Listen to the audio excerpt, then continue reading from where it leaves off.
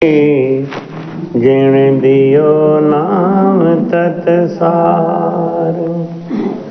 द्वितीयो वंदन राम जी जामे त्याग। तृतीय वंदन अनंत कोटि जन। जाके पद रज परसतान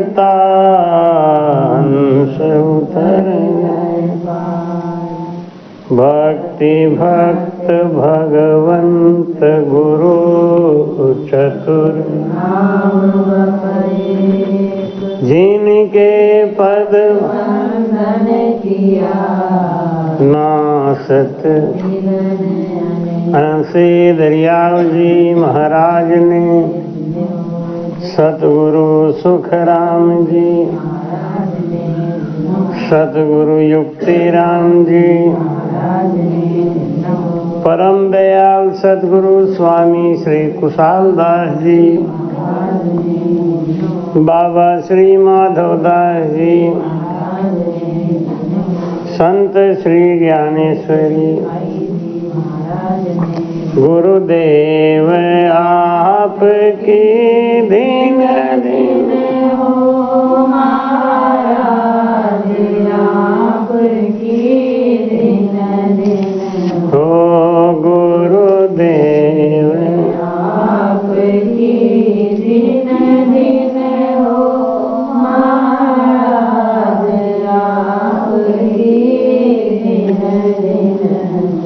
मैं जन्म जन्म का भटका हूँ, मैं जन्म जन्म का भटका हूँ। मुझे अपनी शरण में रहने दो, मुझे अपनी शरण में रहने दो।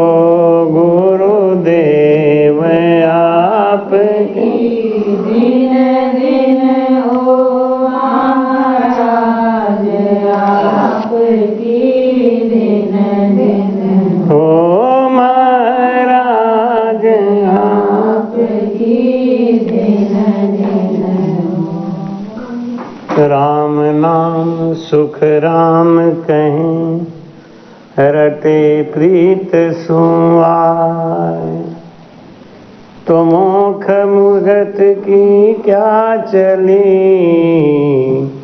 परम मोख जाया। बोलो राम।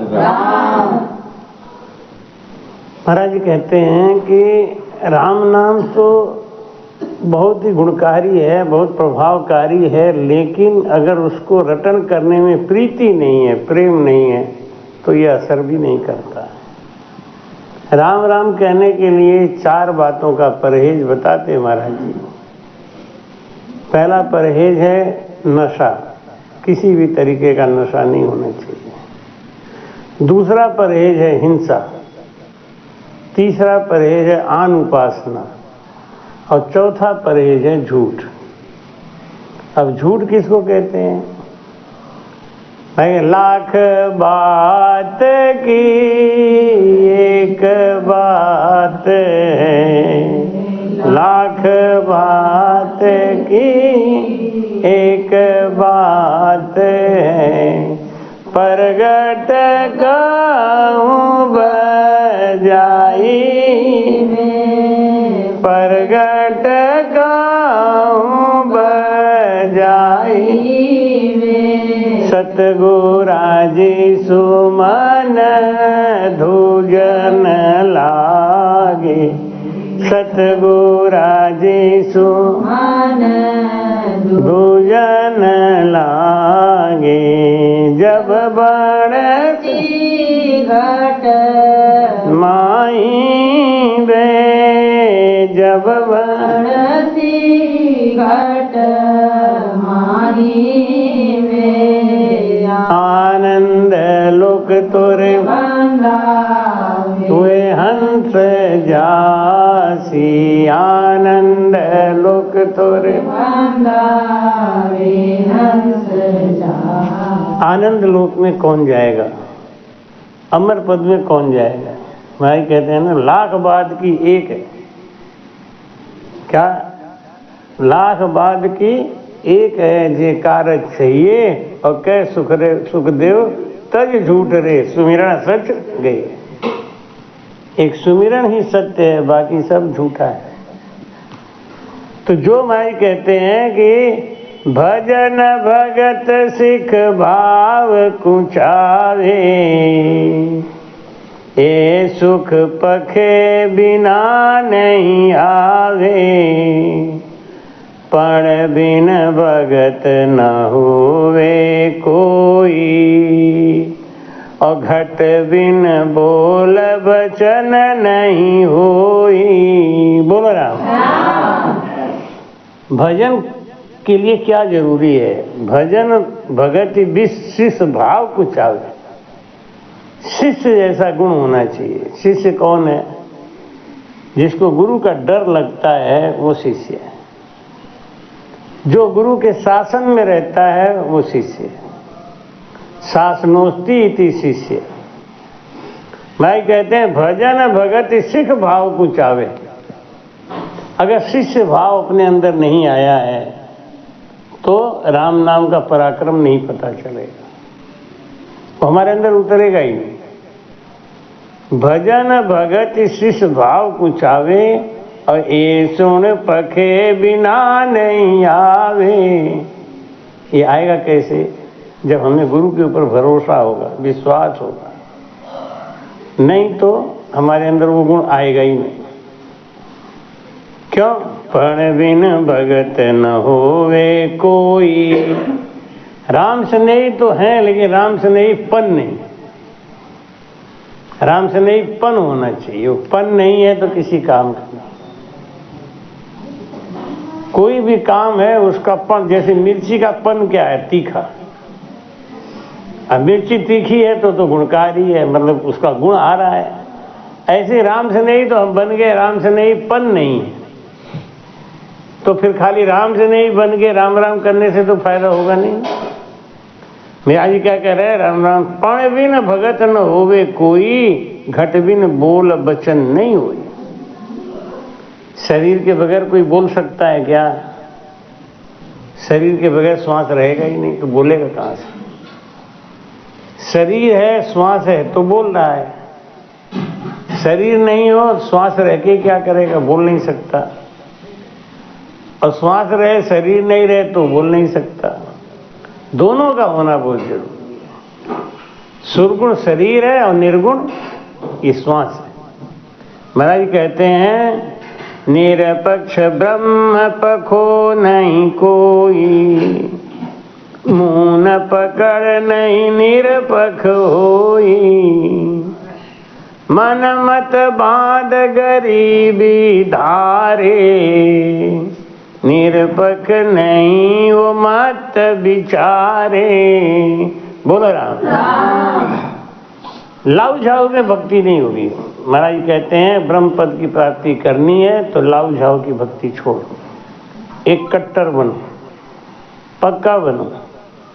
मन मत बांध गरीबी धारे। गरीबी किसको कहते हैं? जिसको पैसा नहीं है वो गरीब नहीं है। जिसके अंदर अहंकार नहीं है वो गरीब है। धन दौलत तो बहुत है, सब कुछ बहुत है, लेकिन अहंकार नहीं है, वो ही गरीब है। और जो गरीब है ना वो सुखी है। गरीब मतलब जिसको अहंकार नहीं है वो सुखी है। महाराज कहे लघुता लघुता सुखकारी, सुखकारी तू मन में सोच विचारी, लघुता सुखकारी, सुखकारी तू मन में सोच विचारी, लघुता सुखकारी, सुखकारी सबके नीचे पाँव रहते हैं, सबके नीचे पाँव रहते हैं। पूजे दुनिया सारी राम जी, पूजे दुनिया सारी।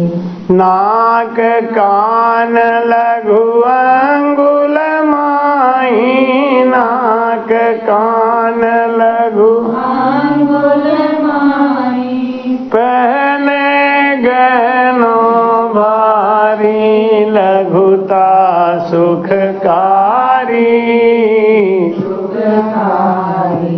तू मन में सोच विचारी, लघुता सुखकारी। सुखकारी। ऊंची भूमि जहाँ, नीची भूमि जहाँ जल रसी, नीची भूमि जहाँ जल रसी। ऊंची बाबी धारी राम जी, ऊंची विषधर वास करे बाबी में, विषधर वास करे बाबी में। काव्यो ऊंच विचारी, लघुता सुखकारी। सुखकारी। तू मन में सोच विचारी, लघुता सुखकारी। कंचन सहे कसौटी भारी, कंचन सहे कसौटी भारी। निक से यंत्र से तारी, राम जी निक से ताको तुर रो शीस बिराजे, ताको तुर रो शीस बिराजे। देखे दुनिया सारी, लघुता सुखकारी। सुखकारी। तू मन में सोच विचारी, लघुता सुखकारी। बोलो राम। मन मत बांध गरीबी धारे, निरपक्ष नहीं वो मत विचारे। महाराज कहते हैं मन के विचारों से गरीबी धारण करने से कोई काम बनने वाला नहीं है। दूसरों को तो ज्ञान दे कि भाई विनम्रता रखो, प्रेम करो, अपने में कुछ धारण ही नहीं करे, ये मनमुखी है। तो महाराज क्या समझा रहे हैं? मत में बधे करे जा काई, निरपख नहीं मत के माई। आदर गरीबी समता सोई, और तीनों लक्ष्य मत का होई। बोलो राम। आदर गरीबी और समता, ये तीन गुण होने चाहिए। तीन गुण क्या होना चाहिए? एक तो आदर, गरीबी। गरीबी किसको कहते हैं? जिसको दूसरों से प्रेम हो, दूसरों का आदर करे, दूसरों की इज्जत करे, वो गरीब है। गरीब वो नहीं है जिनके पास पैसा नहीं है। पैसा होते हुए भी जिनके पास अहंकार भरा पड़ा है, वो गरीब है। गरीब किसको कहते हैं? गरीब कहते हैं बहुत धन है लेकिन मन में दूसरों के लिए आदर है, समता है, प्रेम है। मैं कह आदर गरीबी समता सोई, और तीनों लक्षण मत का हुए। तीन लक्षण आदमी के अंदर है तो आदमी हीरा है। एक तो समता होनी चाहिए, सबको एक निगाह से देखे। ये नहीं कि ये हमारे खास हैं तो ये हमारे ऊसे हैं तो इसमें नहीं, वो समता नहीं है। समता किसके अंदर है? पेड़ के अंदर समता है, नदी के अंदर। कोई भी जाके पानी पी ले, प्यास बुझा दे। पेड़ के नीचे कोई भी जाके बैठ जाए, उसको छाया दे ही दे। भाई समझा रहे हैं कि ज्ञानी सु मैं मत बखानू, मत से ज्ञान बंदगी ठाणु, ध्यान सिरे मन धीरज आवे, माए उलट ब्रह्म जब पावे। बोलो राम। भजन करते करते हमारे अंदर शील, सांच, संतोष, दया ये सब अपने आप आ जाता है। ये भजन का गुण है। जैसे सूरज निकलने के बाद में उजाला हो जाता है, ठंड दूर हो जाती है, गर्मी होने लगती है, अंधेरा मिट जाता है, ये सब गुण सूरज के निकलते ही हो जाते हैं। भाई कहते हैं ना, तिमिर गयो रवि देखते, कुबुद गयो गुरु ज्ञान, सुमति गई अति लोभते, भक्ति गई अभिमान। बोलो राम। तिमिर गयो रवि देखते, सूरज को निकलने से पहले अंधेरा भाग जाता है,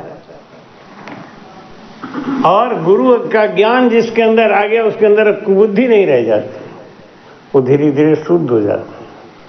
कुबुद्ध गयो गुरु ज्ञान, सुमति गई अति लोभते, जहां लोभ घुस गया ना बस वो चीज बर्बाद है। सुमति गई अति लोभते, लोभ आने से भाई भाई में, बेटा पुत्र में, पुत्र बेटा में, ऐसा विघटन हो जाता है, सुमति चली जाती है, कारण लोभ। सुमति गई अति लोभते, और भक्ति गई अभिमान। जहां भक्ति है और वहां अभिमान आ गया तो बस खत्म। महाराज कहते हैं, गिरवर सो हंस उतरे उतरे आई, सोई शंख नाल के गले होई, बंक नाल हुए उलट सिधावे, कमल छेद घर मेर समावे। शंख नाल से ये जीव आता है और बंक नाल से मोक्ष में जाता है। शंख नाल आने का रास्ता है शंखड़ी नाल, जाने का रास्ता है बंकड़ी नाल। तो हम आए हैं शंखनाल से, और भक्ति करेंगे ऐसी जो शंखनाल में ही चढ़े, तो वो भक्ति कहाँ लेके जाएगी? फिर संसार में ही लाएगी, फिर संसार में ही लाएगी। और ये संसार की गति बड़ी विचित्र है। एक बार एक तोता था, वो तोता बैठा संतों के बीच में कोई कथा सुन रहा था। तोता ने कहा राम राम राम राम। तो एक बहुत ज्ञानी संत बैठे थे, तो देख के हंस दिए। तोता को बड़ी चिंता हो गई कि हंसे क्यों, हंसे क्यों? ये लोग कथा सुन रहे हैं, हम भी सुन रहे हैं, ये हंसे क्यों? तो जब वो बाबा जी गए अपने कुटिया में, तो तोता उनके पास जाके बोला कि गुरु जी एक बात बताओ, आप मेरे ऊपर हंसे क्यों? सही बताओ, अभी तू हंस रहा था इतना, कल सुबह तेरी मौत है। कल सुबह तुझे एक बाज पक्षी आएगा, खा जाएगा। अब वो तोता रोने लगा। नहीं, बिल्ली आएगी तुझे खा जाएगी, बिल्ली आएगी तुझे खा जाएगी। वो रोने लगा। उसकी जान पहचान थी शेर से, तो शेर से उसने कहा कि देख भाई, हम अभी मरना नहीं चाहते, और कल सुबह मेरी मौत आ रही है, बिल्ली हमको खा जाएगी, तो हमको इतना दूर ले जाना यहाँ से भगा के कि बिल्ली वहां तक पहुंच नहीं सके। बिल्ली कितना भी दौड़ लगा के आएगी तो वहां तक पहुंच नहीं सकेगी। शेर ने कहा बैठ जा मेरे कंधे पे। शेर तोता को लेके कंधे पे उड़ गया। वह तेजी तेजी भागता रहा, भागता रहा, भागता रहा, पूरी रात भागता रहा। पूरी रात भागने के बाद शेर ने एक गुफा में ले जाके उस तोते को कहा तू यहीं रहो, 24 घंटा बिता लेना, उसके बाद हम तुम्हें लेने आएंगे। और अभी हम चल रहे हैं, महाराज से बात करेंगे कि महाराज तेरी भविष्यवाणी तो झूठी हो गई, क्योंकि मैंने तो तोता को ले जाके ऐसे सुरक्षित स्थान पे पहुंचा दिया। तो जब वो गया वहां बाबा के पास, तो बाबा उसको देख के हंसने लगे। तो बोला कि आपको हंसने की कोई बीमारी है क्या? जो आता है उसी को देख के हंसने लगते हो। कि मैं क्या करूं, ये दुनिया इतनी पागल है। तुम यही कहने आए हो ना कि तुमने तोता को बहुत सुरक्षित जगह पहुंचा दिया? कि हाँ। अरे पागल, मैंने यहाँ की बिल्ली के लिए थोड़ी कहा था। बिल्ली तो बिल्ली है ना, वो तो कहीं भी मिल जाएगी। क्या जिस गुफा में तुम उसको रख के आए हो ना, उस गुफा में एक भूखी बिल्ली बैठी हुई है, उसका पैर टूट गया है, वो शिकार नहीं कर पा रही, भूखी है 3 दिन से। तो ये तुमने बहुत बढ़िया काम किया, तोते को ले जाकर वहां पहुंचा दिया। जो थारो जीव होई तो ही मिली है, काय करत बिचारी मन में मन रे, कर्मन की गति में आ रही है। कर्म की गति बड़ी अलग है। आदमी हाय हाय हाय हाय करता, मैं नहीं करूंगा तो ऐसा नहीं होगा, मैं नहीं। सब चीजें तय हैं, पहले से तय हैं, उसमें आपके करने न करने कोई मतलब ही नहीं है। तो भाई कहते हैं राम राम राम राम। उलंघ्या हंस गगन धर लिया, भंवर गुफा में आसन किया, त्रिकुटी माई अनाद गाजे, अनंत कोट जहाँ बाजा बाजे। बोलो राम। महाराज क्या कह रहे हैं कि मेरुदंड से त्रिकुटी पे चढ़ना, यहाँ मेरुदंड है ना, यहाँ से जब त्रिकुटी पे भजन आता है, उसके लिए हमारे कहते हैं उलंघ्या हंस गगन घर लिया, भंवर गुफा में आसन किया। ये तब भंवर गुफा इसको बोलते हैं, त्रिकुटी को। यहाँ पे जब भजन आया तो भंवर गुफा में आसन किया। भजन में हमारा पहला स्थान है कंठ का, दूसरा स्थान है शिव और पार्वती का, शंकर पार्वती यहाँ रहते हैं, हृदय स्थान। तीसरा स्थान है गुरु का, नाभि और हृदय के बीच में, ये गुरु स्थान। नाभि पे विष्णु भगवान रहते हैं, माता लक्ष्मी के साथ उनका वास है। उसके नीचे जननेन्द्रिय पे ब्रह्म स्थान है, उसके नीचे गणेश स्थान है, उसके वहां से गणेश स्थान से भजन पलटता है, फिर यहाँ बंकनाल पे आता है, और फिर 21 रीढ़ की हड्डियों को पार करता हुआ मेरुदंड पे आता है। और मेरुदंड से फिर ये गंगा जमुना सरस्वती इला पिंगला सुखमना, ये तीनों नाड़ी अलग हो जाती है। तो इला नाड़ी आती है बाईं तरफ से, पिंगला नाड़ी आती है दाहिनी तरफ से, सुखमना नाड़ी आती है बीचों बीच। अब तीनों आके त्रिकुटी पे मिलते हैं, और त्रिकुटी में मिलने के बाद तीनों एक हो जाते हैं, तीनों की शक्ति एक हो जाती है, फिर वो आगे को बढ़ते हैं। महाराज कहते हैं कि उलंघ्या हंस गगन घर लिया, भंवर गुफा में आसन किया। भंवर गुफा मतलब त्रिकुटी में जाके बैठ गया। मन का घर कहाँ है? त्रिकुटी में, मन का स्थान है। तो मन त्रिकुटी में जब तक नहीं पहुंचेगा, ये मन चंचल ही रहेगा, ये मन बस में नहीं आने वाला। त्रिकुटी माई अनहद गाजे, अनंत कोट जहाँ जहाँ बाजा बाजे। बोलो राम। अनंत कोट जहाँ बाजा बाजे का मतलब क्या है कि वहाँ इतना सुख, इतना आनंद है। उसको महाराज ने उदाहरण के लिए समझाया। अनंत कोट जहाँ बाजा बाजे, बाजा सचमुच का नहीं बजता। एक बाई जी आई थी अभी बतलैया आश्रम पे, बहुत रो रही थी, महाराज जी हमारा भजन नहीं होता, हमारा भजन नहीं होता। तो उन्हें भजन में क्या नहीं होता? आज तक हमको तो पहले कोई बाजा नहीं सुनाई दिया। सब कहते हैं हमें बाजा सुनाई देता है, हमें ये दिखता है। महाराज खूब रो रही थी बिल्कुल। हमने देखो पकड़ लिया, हमें तो बाजा सुनने का मन है। बाजा में ही भगवान है क्या? राम राम राम राम। आओ।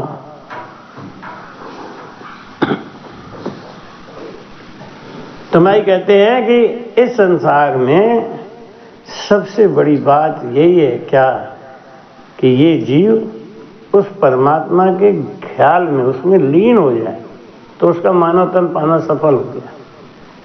हम इस तन को पाए हैं किसके लिए? हम इस तन को पाए हैं कि हम उस परमात्मा तत्व को पा जाए। एक राजा था ना, उस राजा ने एक हीरा खरीदा।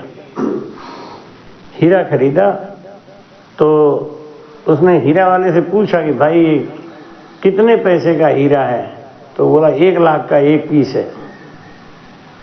राजा ने कहा तो अच्छा ही होगा, 1 लाख रुपए का है। तो उन्होंने सोचा 1 लाख रुपया खर्च करना है तो कम से कम एक आध से और किसी से पूछ ले। तो एक जौहरी को बुलाया, तो एक जौहरी आके देख कर उसने कहा कि हुजूर तुरंत ले लो, 1.5 लाख से कम का चीज नहीं, आपको 50,000 का फायदा हो रहा है, ले लो।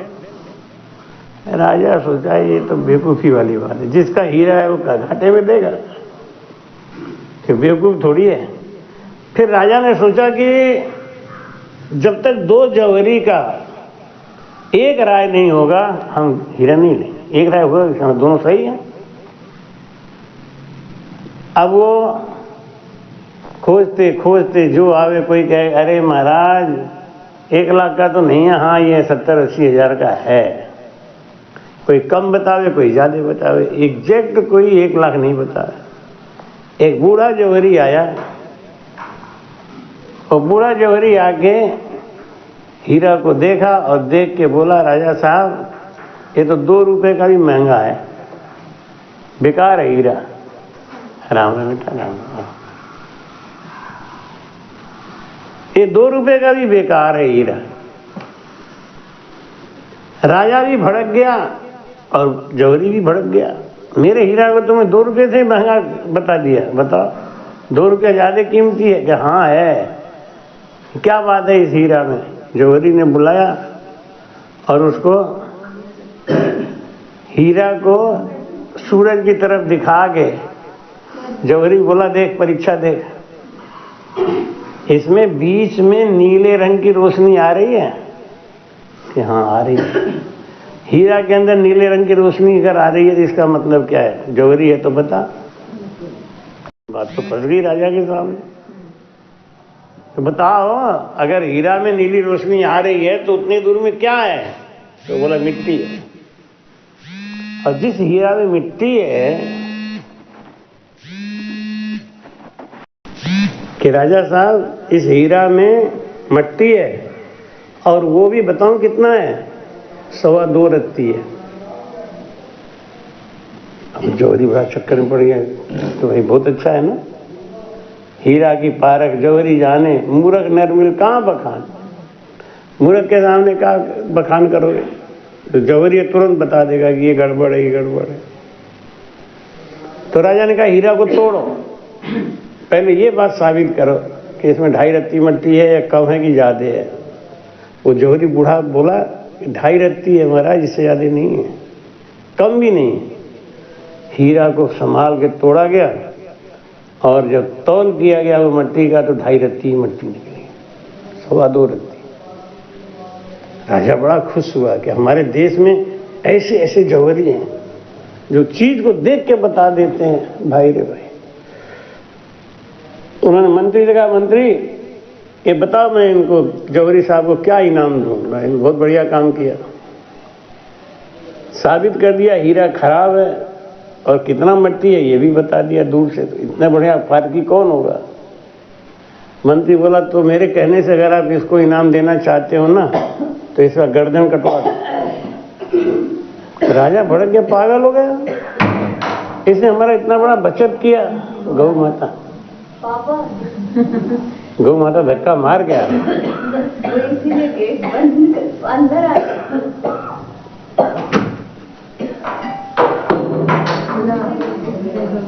जो बच गया उसे भी खोल ले गुस्से में।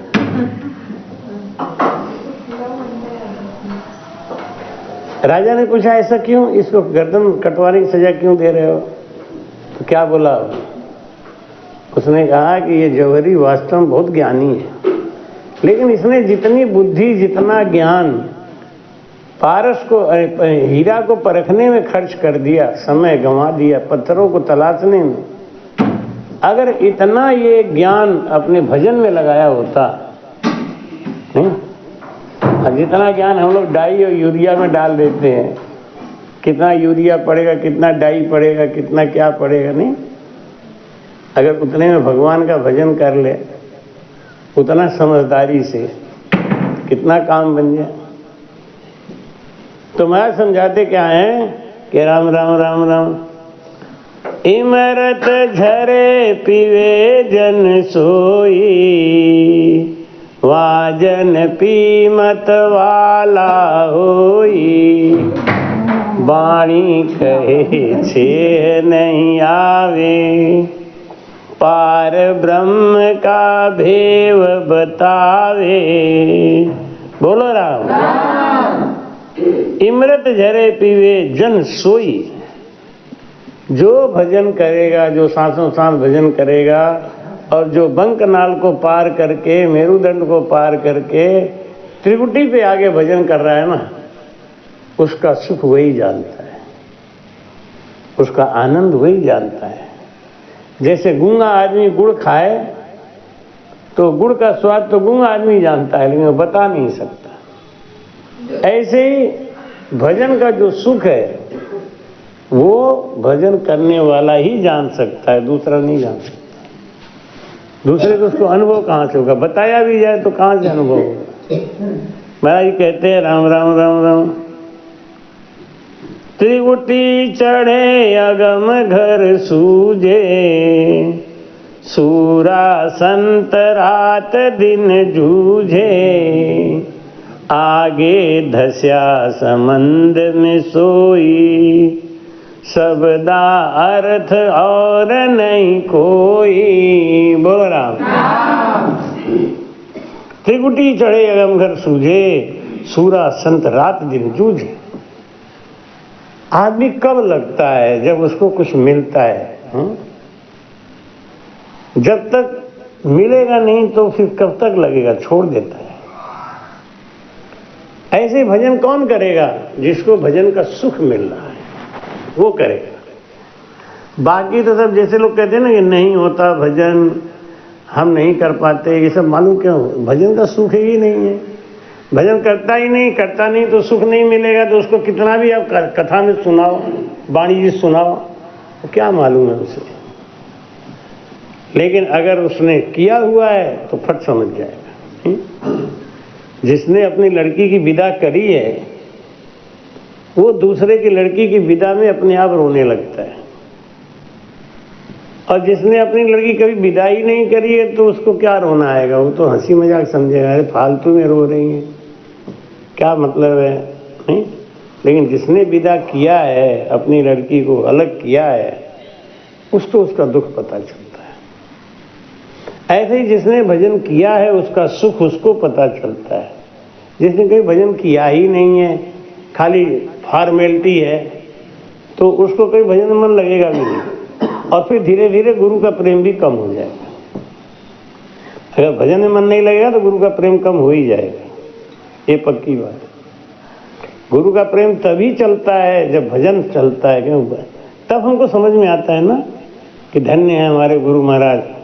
गुरुदेव आपके दीन दीन, महाराज आपके दीन दीन, मैं जन्म जन्म का भटका हूँ, मैं जन्म जन्म का भटका हूँ, मुझे अपनी शरण में रहने दो, मुझे अपनी शरण में रहने दो। गुरुदेव आपने दिन दिन हो महाराज आपकी दिन दिन, जलवा देखा नूर का तो मुख से निकसीवा, और हमने तो देखण का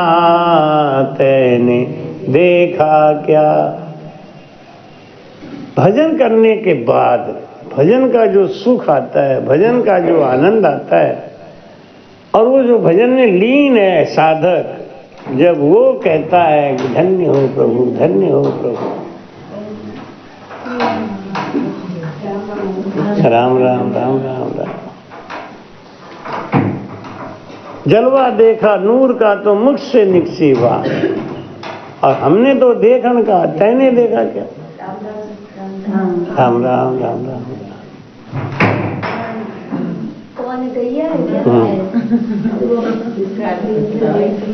भाई कहते हैं कि त्रिगुटी चढ़े अगम घर सूझे।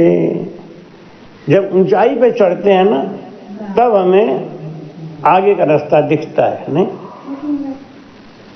आगे का रास्ता कब दिखता है? जब ऊंचाई पे चढ़ते हैं। बाप बेटे को कंधे पे लेके चलता है और माँ बेटे को गोद में लेके चलती है ना। दोनों के भाव में कितना अंतर है। माँ गोद में लेके चलती है किस लिए? कि जहां तक मैं देखूं कम से कम मेरा बेटा उतना तो देख ले, जहां तक मैं देखूं उतना देख ले। और बाप कंधे पे लेके क्यों चलता है? कि जहां तक मैं देख रहा हूं उतना तो देखना ही देखना है, उसके आगे देख। माया और ब्रह्म में यही तो अंतर है। माया ब्रह्म में यही अंतर है। माया पटाती है नहीं, और ब्रह्म फटकारता है। यही दोनों अंतर है। तो भाई क्या कहते हैं? राम राम राम राम। जल में पैस कहाँ कोई भाखे, जल बम ब्रह्म प्रकाश्यो आखे। जब लग नीर तीर लग जावे, तब लग ठाम कहण में आवे। बोलो राम। समझाते हैं, जैसे कोई आदमी नदी में उतरा, आगे बढ़ा तो आप पूछते हो उससे कि भाई कितना पानी है, तो कहता है घुटना के बराबर। ये घुटना है ना, घुटना के बराबर। आजकल लोग घुटना के बराबर पैंट पहनते हैं, तो उसको क्या बोलते हैं? घुटन्ना। घुटना के बराबर नहीं, वही तो बोलते हैं। आजकल तो बड़े बड़े बूढ़े बूढ़े जैसे नहीं, तो वो भी पहने रहते हैं, घर में पहने रहते हैं। एक बार वो हमारे गड़ौली आश्रम पे एक आदमी ऐसे घुटन्ना पहन के आए, उसको कहीं अंग्रेजी में कुछ और बोलते हैं। क्या बोलते हैं?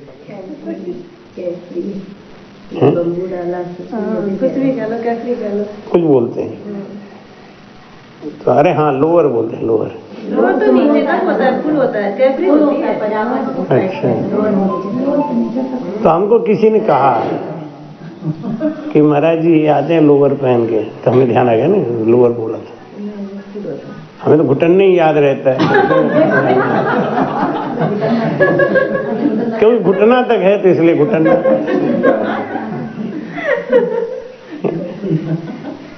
तो उसने कहा कि महाराज जी ये लोअर पहन के आते हैं ना राम आश्रम में, ये चीज अच्छा नहीं लगता। हमने भी सोचा गलत तो है, पहले दिन हमको भी बुरा लगा। वो आए अपना सीधे आगे बैठ गए। अब मैं सोचूं, तो माता जी से भी कहा, हमने कहा ये तो घुटना पहन के आ जाता है, इतना तो मर्यादा रखना चाहिए ना। अच्छा, हम लोग हॉस्टल में रहे ना, हॉस्टल में पढ़े लिए, 3 साल हॉस्टल में ही रहे। हॉस्टल की लाइफ तो बिल्कुल ही अलग होती है, इतना डिसिप्लिन लाइफ होती है जिसका कोई हिसाब नहीं। और 3 साल तक मतलब आप चल रहे हो बाहर, कमरे से बाहर निकले तो आप तहमत पहन के नहीं निकल सकते। कमरे से बाहर निकलोगे तो पैजामा पहन के, पैंट पहन के, तहमत पहन के नहीं। कोई घर थोड़ी है, पिकनिक स्पॉट थोड़ी है। तो हमने कहा भाई गलत तो है, लेकिन इनको टोकूं कैसे? आजकल तो टोकने में बुरा लगता है ना, कि टोक दो तो आदमी कहेगा कि देखो हमको टोक दिया, हम जाएंगे ही नहीं। हमने कहा गुरु महाराज ऐसा परिस्थिति बना दो अपने आप की ठीक हो जाए। और उसी दिन उन्होंने क्या किया, जब सत्संग खत्म हो गया तो बैठ के भजन करने लगे। भजन करके बोले, महाराज जी हमारा मन लगता नहीं है भजन में, क्या करें, हमें भजन कैसे लगेगा? तुम कपड़ा ऐसा पहनते हो इसमें हवा जाती है। हमने ऐसे ही कहा, हमने एक कपड़ा पहनते हो इसमें हवा जाती है, हवा जाती है तो फिर गर्माहट नहीं रहेगी ना, ठंडा ठंडा, तो मन तो भागेगा इधर उधर। पहले तो काम ये करो कि टाइट पैंट पहन के, महाराज जी यहाँ बैठने में थोड़ी दिक्कत होती है, तो पजामा पहन गया। हाँ महाराज जी, हाँ, वो समझ गया कि गुरु जी कहीं और बात बोल रहे हैं, ये तो बहाना मिल गया। फिर दूसरे दिन से सुधार किया बेचारे का। तो महाराज कहते हैं कि राम राम राम जल, हाँ तो मैं बता रहा था कि जब पानी में आप घुसे तो घुटना भर पानी आ गया, तो आपसे किसी ने पूछा किनारे से कि भैया कितना पानी है, तो आप क्या बताओगे? आगे बढ़े पानी आ गया कमर तक। फिर किसी ने पूछा भाई साहब अब कितना पानी है, तो आगे बढ़े पानी आ गया छाती तक। अब पूछा भैया कितना पानी है, तो क्या बताओगे? उसके आगे बढ़े तो यहाँ थोड़ी तक पानी आ गया। तो पूछेगा भाई साहब पानी कितना है, तो कहे भाई नाक के बराबर पहुंच गया है। और उसके बाद गया तो गड़म। अब वो पूछता है किनारे से भाई साहब कितना पानी है, तो बताएगा वो कुछ हैं? यही हालत भजन की है। आदि पाकी खिचड़ी तब तक खुदबुद हो, आदि पाकी खिचड़ी जब तक खुदबुद, खिचड़ी बनाते हो ना, पर जब तक आधी पकी होती है तो खुदबुद खुदबुद खुदबुद खुदबुद होता रहता है, और जब पक जाता है तो शांत ठीक हो जाता है। चाहे कितना भी आग लगाओ खिचड़ी उफनेगी नहीं। ऐसे जो भजन करने लग गया है, जिसका भजन मन लग गया है, जो भजन को पहचान गया, उसे कितना भी आग लगाओ नहीं, वो उफनेगा नहीं। और थोड़ा सा भी लगाए तो उफन गया फक। कारण क्या है? गहराई नहीं है। गहराई आ जाएगी तो शांत हो जाएगा।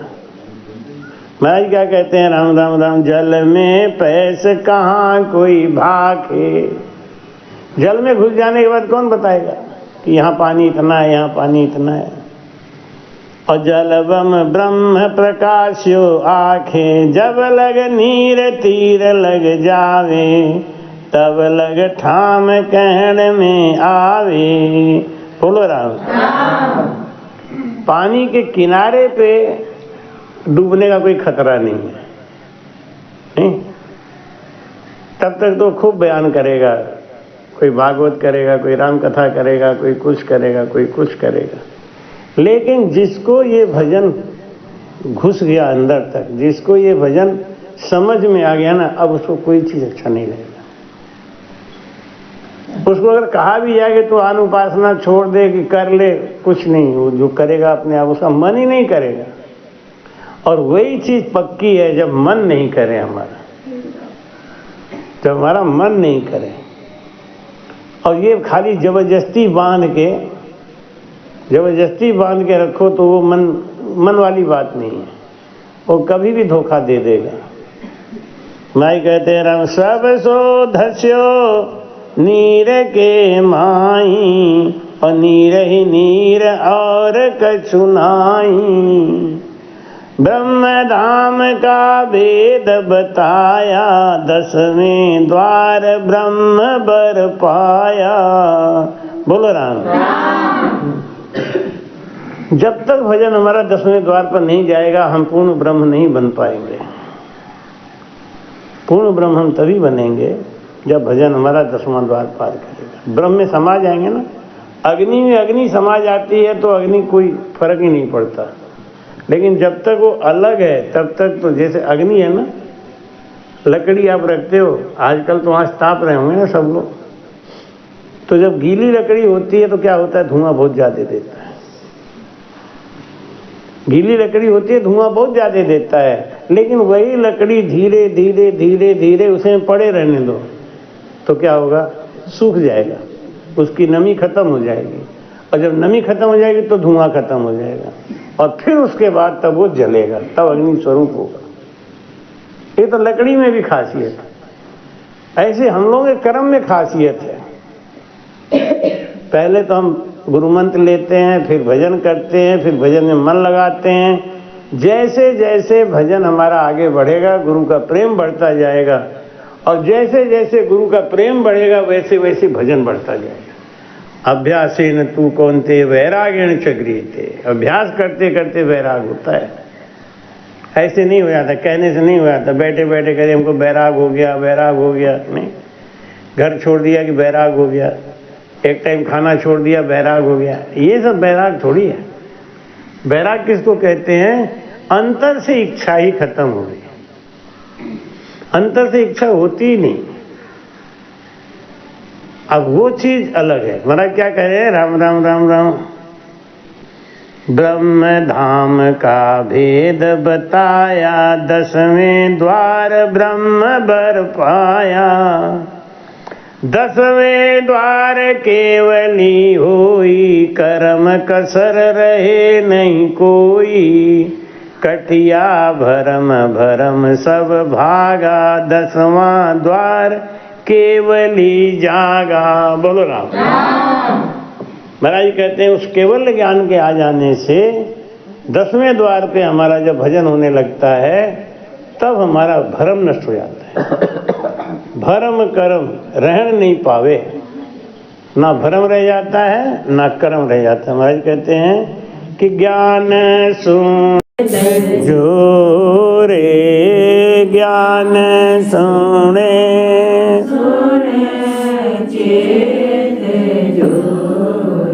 आज काल दिन 5 मेरे, आज काल दिन 5 मेरे।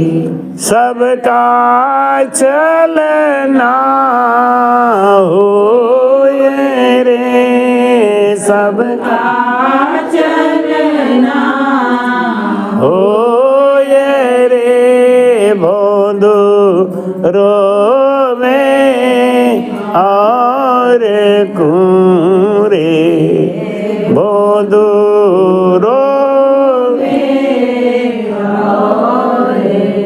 अपना सोचन कोई रे, अपना सोचना कोई रे। ज्ञान सुने सुने चेत जोरे, ज्ञान सुने सुने चेत जोरे। स्वार्थ काजे सोच करे रे, स्वार्थ काजे सोच करे।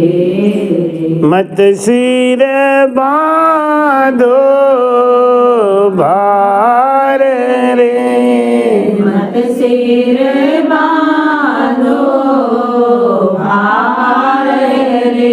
इण गैले सब जावसी रे, इण गैले सब जावसी रे।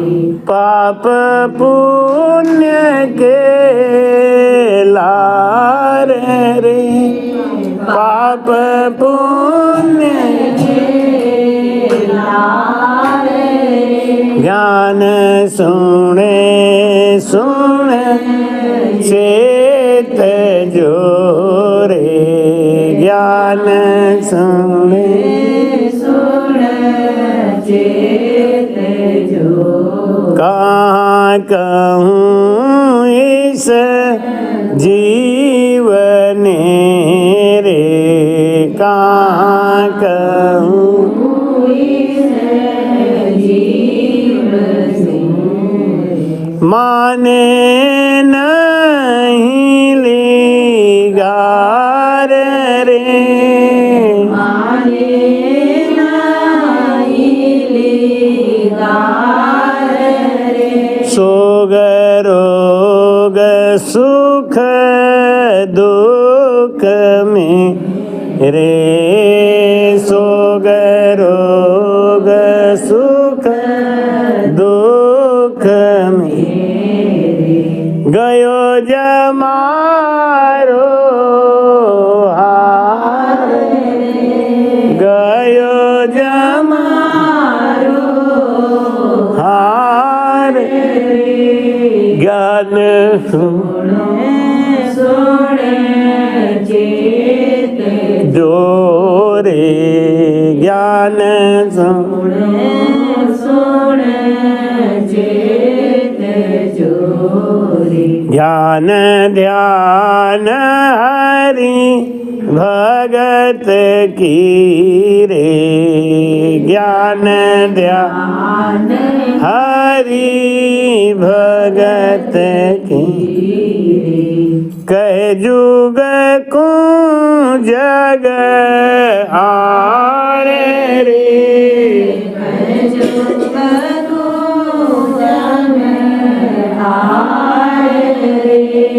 तो ये मन वो ना गए रे तो मन वो ना गए रे असुकरत मरत बाण रे सुकरत मरत बाण रे ज्ञान सुने सुने चेत जो रे ज्ञान ज्ञान सुने सुने चेत जोरे राम राम राम राम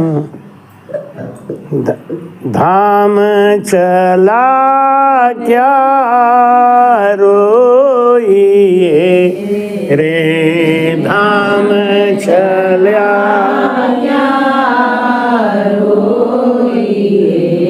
जो घर अपने को जाय रे जो घर अपने को जाय कह सुख देव जिन भेजिया रे सुख देव जिन भेजी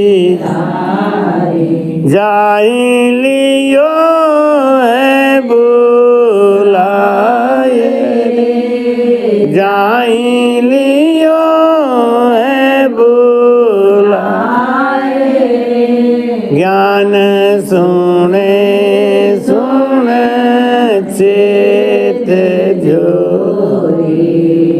ज्ञान सुने सुने चेत जो बोलो राम महाराज कहते हैं संगत करो सत्संग में जाओ और जो ज्ञान मिले उसको सीखो श्रवण मनन और आचरण सुनो मानो और व्यवहार में ले आओ तो संगत है। अब खाली ये है कि भाई हमको तो सत्संग कराना है हमको तो करना है बस अब आए हो गया चलो ठीक है दाल रोटी खाओ प्रभु के गुण गाओ सुनीता को परेशान और करो ले सुनीता परेशान बुलाती है अरे हमने कई शुक्र बचा दिए इन्हें नहीं तो कई बार हो जाती परेशान। इस बार तो ये है कि अभी आखिरी है ना अभी तो जाना है अब आएंगे चौथी नौवीं में तब शुक्र कोई पड़ेगा तो हम कहें चलो पूरी फौज लेके चलते आज पूरी फौज लेके तो महाराज कहते हैं कि ज्ञान सुने सुन चेत जो रे और सिमरो नि दीन दयाल परमात्मा के नाम का सुमिरन करो सिमरो नि दीन दयाल तीन लोग ही तू मेरे हरजी करे प्रतिपाल हमारी रक्षा कौन कर रहे हैं और राम जी कर रहे हैं हर पल रक्षा करते हैं दूसरे के अंदर बुद्धि डालते हैं दूसरे के अंदर बुद्धि डालते हैं। एक बाई जी थी अपनी नातिन लेके जा रही नदी पार इतने में घोड़ा वाला आया नदी पार कर रहा था तो ने सोचा घोड़े बिठा दूंगी तुम्हारी बिटिया पार हो जाएगी बेचारी हम तो पार हो ही जाएंगे मैं ए बेटा हमारी ये नातिन है ना इसको तू अपने घोड़े बिठा के उस पार पहुंचा दे तो मैं भाई पागल हो गए थे हमने 50 लाख का घोड़ा कहते नातिन के लिए लिया क्या रे अपने लिए ना, चल दिया आगे। थोड़ी देर बाद उसके दिमाग में बात है, अरे मैं पागल था, अरे बिठा के लड़की को लेके भाग जाता, क्या कर लेती है, ये तो नदी में रहती ना, हम तो घोड़ा बिठा के लेके भाग जाते। उधर बुढ़िया के मन में क्या आया दिमाग में कि मैं भी पागल थी, इसके ऊपर बिठा देती तो ये लेके भाग जाता, तब मैं क्या करती। इतने में वो लालच ही आ गए ना उसके अंदर, तो वापस लौट के आएगी। अम्मा कि हाँ ले आप बिठा देते नातिन को, पारी बेटा अब तुम जाओ, अब नहीं बिठाऊंगी। क्यों? अभी तो वही सिफारिश कर रही कि बेटा जिनने तोसू कही उनने मुँह कही। एक बार हम गए विंध्याचल अष्टभुजी देवी पे, वो क्या था, खेड़ापा वाले महाराज जी तो सब तीर्थों का जल और मिट्टी इकट्ठा कर रहे थे। तो काशी आए तो महाराज जी ने कहा कि देख मुझे तो नेपाल निकलना है, अनुभव दास तुमको मैं एक नौकरी देके जा रहा हूँ, एक काम है क्या कि तुम वहाँ जाओ विंध्याचल, जरगो नदी का पानी और वहाँ की मिट्टी, जरगो नदी वहाँ बहुत मशहूर है, ऐतिहासिक है, उनका मिट्टी और पानी लेके आओ और खेड़ापा पहुँचाओ। हम तो निकल रहे नेपाल, नेपाल से सीधे निकल लेंगे जगन्नाथपुरी, तो इधर आएंगे नहीं। तब तुम ये काम कर दो तो फिर हमें इधर नहीं फंसना पड़ेगा, नहीं मेरा 2-3 दिन नुकसान हो जाएंगे, आप जाओ हम पहुँचा देंगे। हम तुम्हारी माता जी गए, जरगो नदी का पानी लिए, मिट्टी लिए, तो हम कहे यहाँ तक आए हैं तो चलो अष्टभुजी मंदिर भी देखें, विंध्याचल देखें। तांगा किया रिजर्व, तांगा रिजर्व किया और उस पर अटैची रख दी, हम लोग बैठ गए। जब अष्टभुजी गए ना, अष्टभुजी में यहाँ उतार देते हैं और यहाँ से समझो कि कुछ नहीं तो आर्य कन्या इतना दूर पैदल, हाँ चढ़ाई पे जाना पड़ता है ना, और चारों तरफ दुकानें लगी हैं।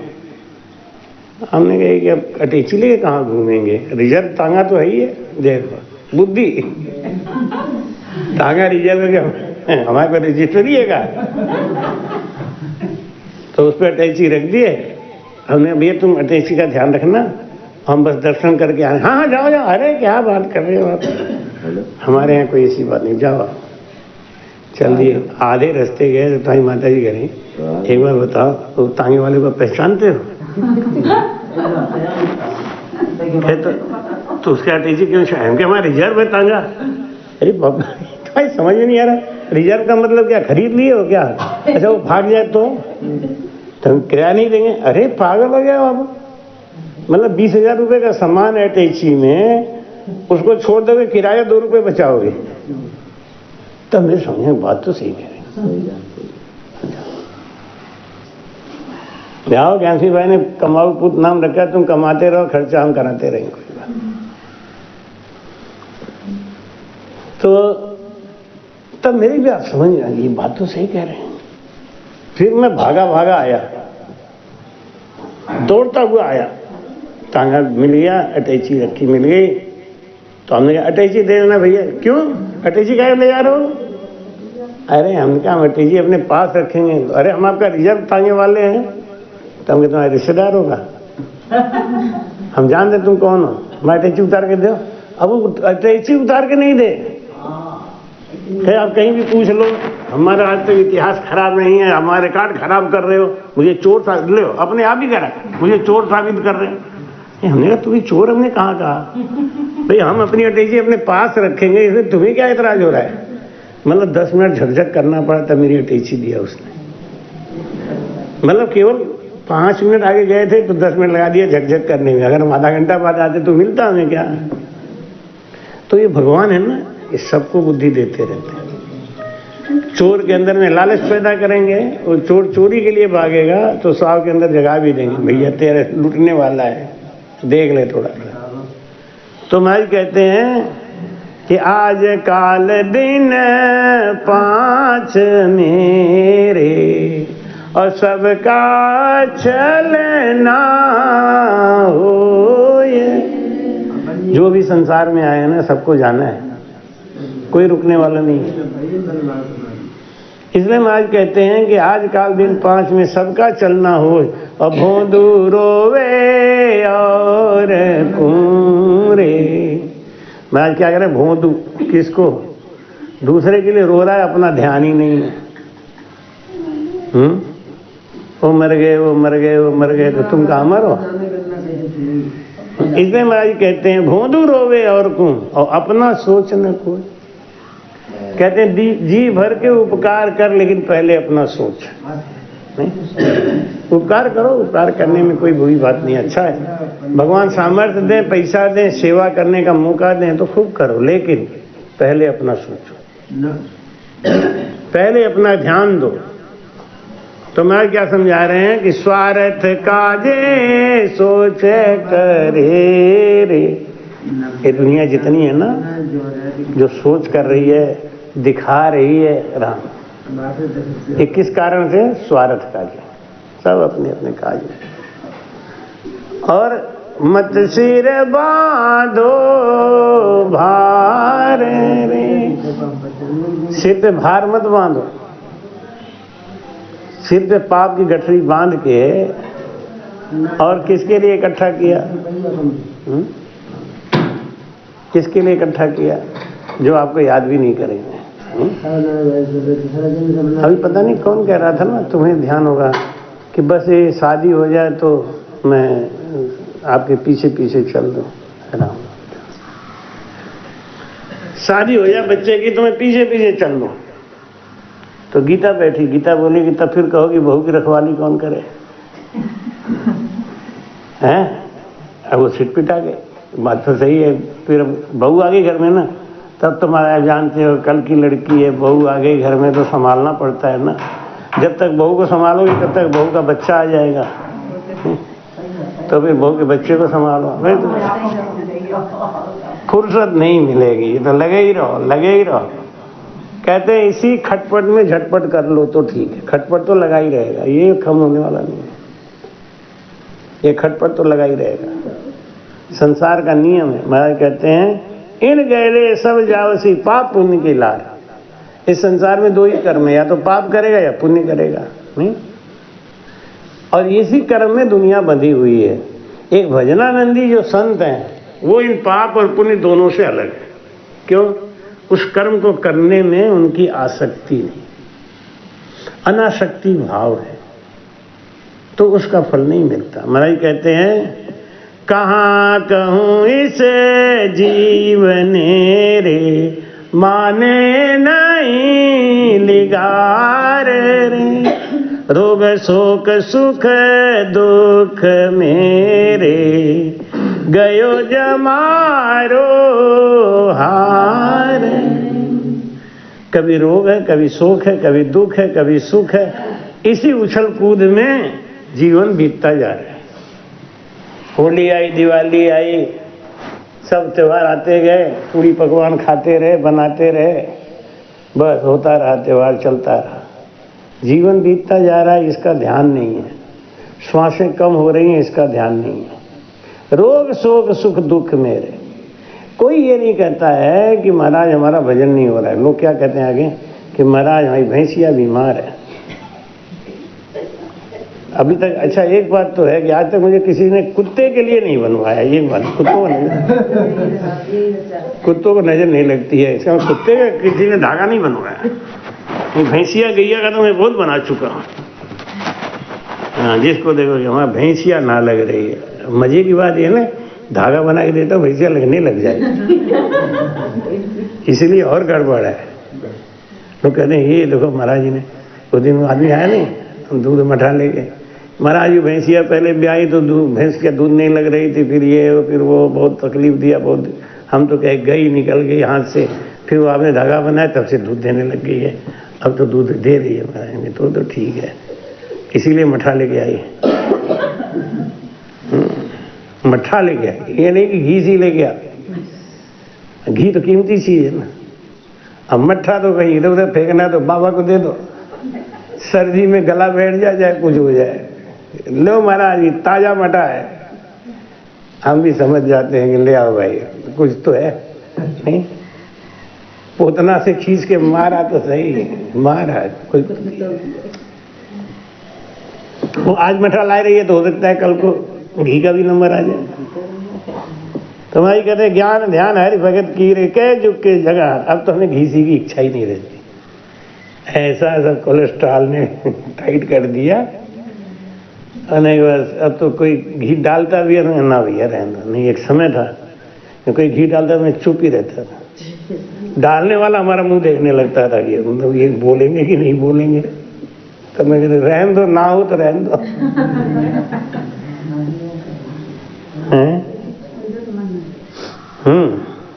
तो फिर उसको फिर उस लाइन पे आने में टाइम लगता है।